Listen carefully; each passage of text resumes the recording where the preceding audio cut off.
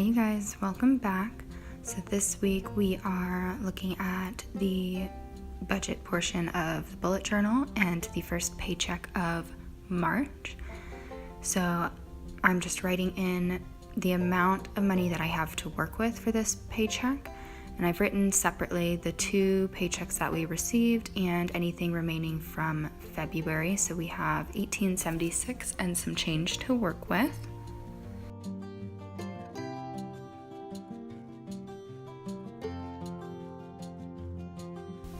And I am just working out the math on some of the cash envelopes that we're gonna do.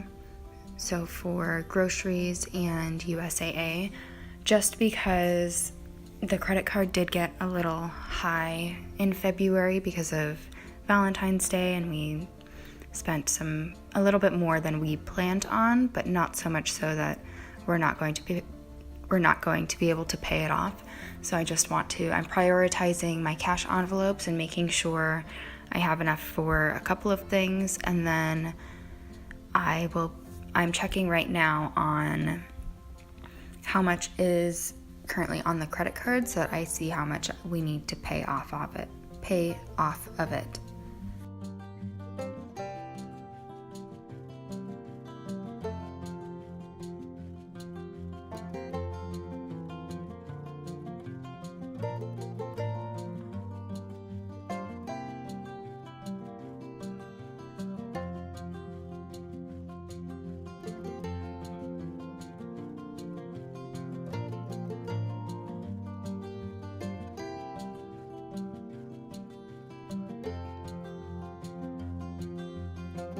So from February, we owe $1,084.49 on the credit card.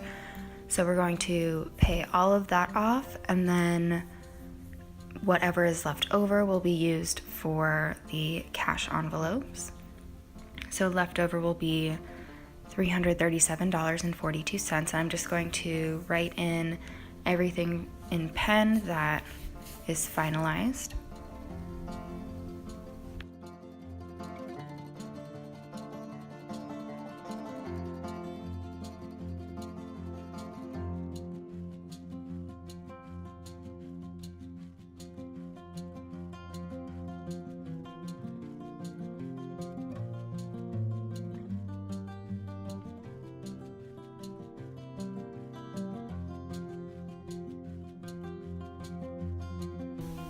So I'm just filling in the credit card, the groceries, and the USAA expenses, and then I'm going to go to the bank and pull out everything I need for the cash envelopes, all of the remaining, leaving enough for CenturyLink in my account.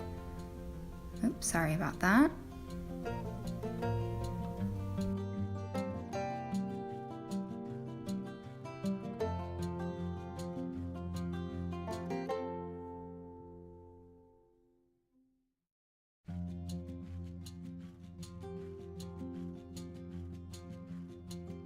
So I'm going to start with USAA just because it's pretty easy. It's $100 from each paycheck, or $200 per month, that goes into the USAA fund, and this is our car insurance.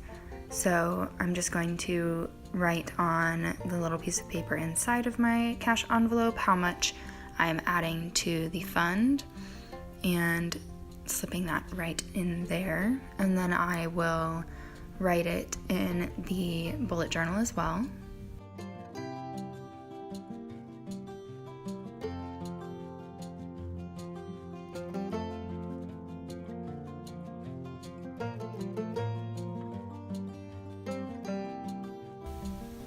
And the next envelope is groceries. Because it's payday, this is our main shopping day.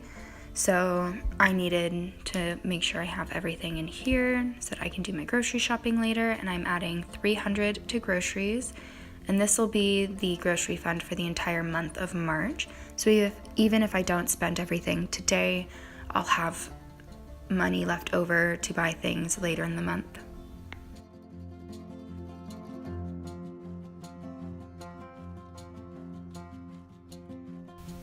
Next is medical, and medical gets $30 per paycheck, and this is just to cover any co-pays or any office visits in case we go to the doctor or go to the dentist. We don't usually have to go to the doctor for anything, but it's nice to just have a small fund just in case.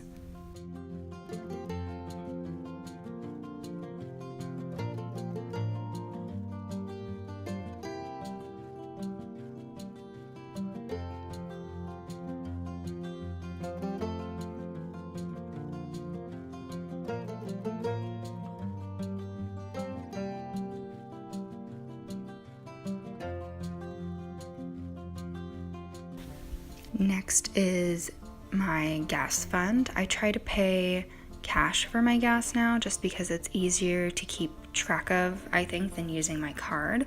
So this gets $70 per paycheck, and you can see I still have some left over from last month, so anything extra is just nice to have. And if I ever get enough built up, then I'll be able to like skip a paycheck, but for now we're sticking with the 70.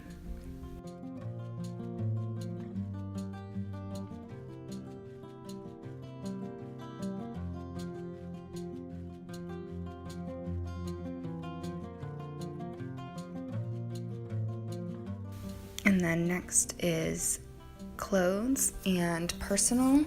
So I'm switching what I was going to have for each value. It was going to be $80 in clothes and $60 to personal, but I'm going to switch that. So I'm going to put $60 into the clothing fund and $80 into the personal fund. I find that we do a little bit more personal spending than we do purchasing clothing.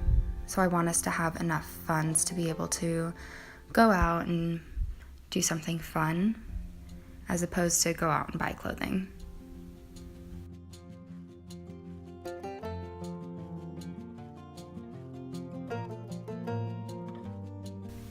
And I'm sure that $60 per paycheck seems like a lot of money to be investing in clothing, but the totals that I put into my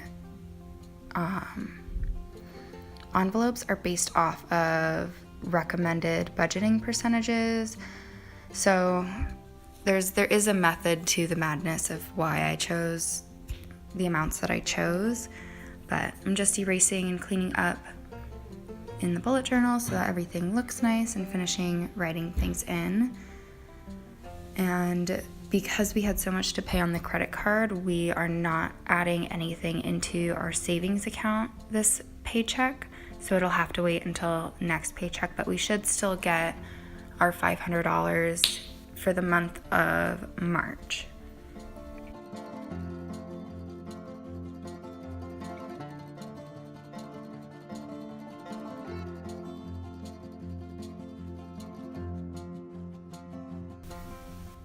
And that's all I have for you guys today. I hope that you enjoyed this video, and I hope it wasn't too redundant. Thanks so much, and I'll see you guys next week. Bye, guys.